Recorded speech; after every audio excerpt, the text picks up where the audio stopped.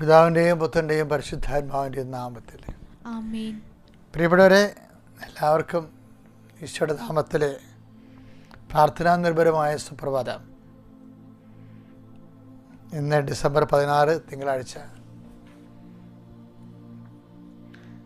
നമുക്ക് പ്രത്യക്ഷ പ്രാർത്ഥനയിലേക്ക് ചെല്ലാം.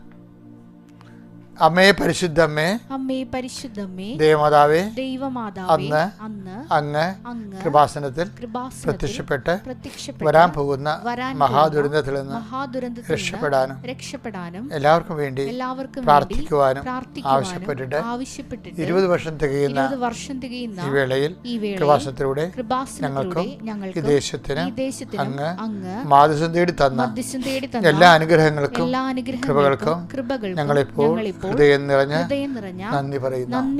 അമ്മേ പരിശുദ്ധമ്മേ,